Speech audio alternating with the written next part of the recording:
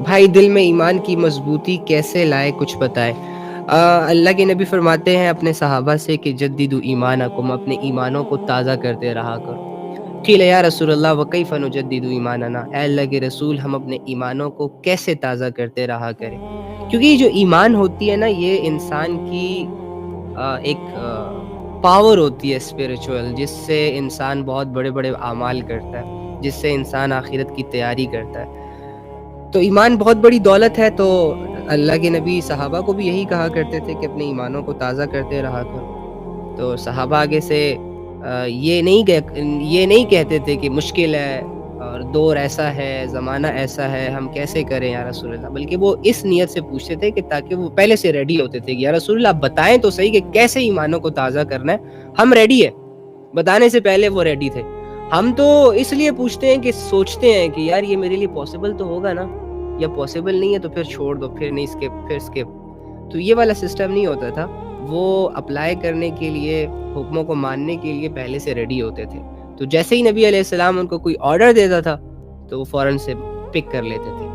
تو قال اکثر من قول لا الہ الا اللہ، ان سے یہ کہا جاتا تھا کہ اکثر لا الہ الا اللہ کو کہتے رہا کرو، اللہ کے تذکرے کیا کرو، اللہ کو سنا کرو، اللہ کو بولا کرو، اللہ رب العزت سے جو نسبتیں جڑی ہوئی ہیں جیسے کہ قرآن، جیسے کہ اللہ کی باتیں، اللہ کا ذکر اور اللہ کا دھیان، اللہ کی معرفت، اللہ کی نشانیاں، ان چیزوں سے منسلک رہا کرو۔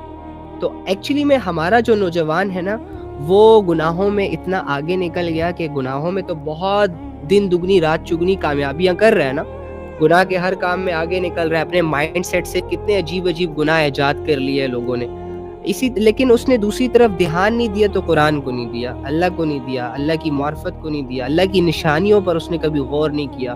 ساری زندگی بس بھیڑ بکریوں کی طرح گزر جاتی ہے، جس کی وجہ سے جو ایمان کی دولت ہوتی ہے وہ ہمارے سینوں سے نکل جاتی ہے، یا بہت تھوڑی رہ جاتی ہے، یا کمزور ہو جاتی ہے۔ تو ایمان لیول کو بڑھایا جاتا ہے اسے پہلے مضبوط کرنے کے لیے۔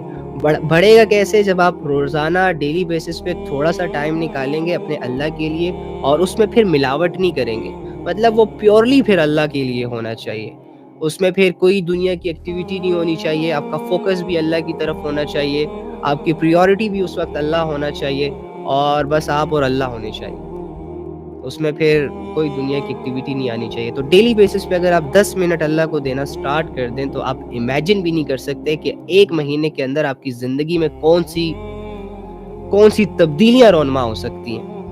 آج آپ کو اللہ کے نام سے خوف آ رہا ہے نا، تو ایک مہینے کے بعد آپ کو اللہ سے محبت ہو جانی ہے۔ آج آپ کو نمازیں مشکل لگ رہی ہیں، قرآن کا پڑھنا مشکل لگ رہا ہے، قرآن کو سننا مشکل لگ رہا ہے، اس کے بعد آپ پاگل ہو جائیں گے، اس کے بعد آپ کو چین نہیں آئے گا جب تک کہ آپ قرآن کو پڑھ نہ لے، سن نہ لے، سمجھ نہ لے، عمل نہ کر لیں۔ آپ کی زندگی کا شعبہ بن جائے گا۔ اسلام بہت اٹریکٹیو چیز ہے، بہت اٹریکٹیو ہے، اور یہ دلوں کو پھیرتا ہے۔ آپ امیجن کریں کہ جو مکہ کے کافر اور مشرک تھے، اسلام نے ان کو چینج کیا۔ جو لوگ کل تک اپنے مال سے، اپنی جان سے اتنی محبت کرتے تھے کہ ان کی جان اور ان کا مال ہی ان کی کل کائنات ہوتی تھی، پھر جب وہ اسلام ان کی زندگی میں ایڈ ہوا تو اسلام کو قبول کرنے کے بعد انہوں نے جان بھی اللہ پہ لوٹا دی اور مال بھی اللہ پہ لوٹا دی۔ یعنی دنیا کی ساری دولتیں، دنیا کی ساری شہرتیں، دنیا کی ساری اپرچونٹیز کو لات مار دی، اللہ کو پریورٹی سیٹ کیا۔ اسلام دلوں کو بدلتا ہے۔ اسلام کے اندر ایک عجیب اثر ہے، جس کو یہ سمجھ آ گیا نا، وہ اسلام کے بغیر پھر کسی مذہب کو چاہتے ہوئے بھی قبول نہیں کر سکے گا۔ آپ کے کتنے سارے نان مسلمز ہوتے ہیں جو اسلام کو پڑھتے ہیں، پھرکتے ہیں، اور اس کو یقین کی نگاہوں سے جب پڑھتے ہیں تو وہ چیزیں، وہ باتیں ان کے دلوں پر اثر کرتی ہیں۔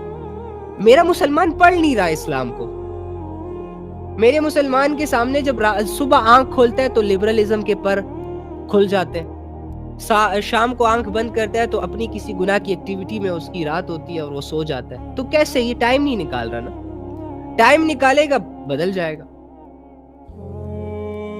ٹائم نہیں نکال رہا۔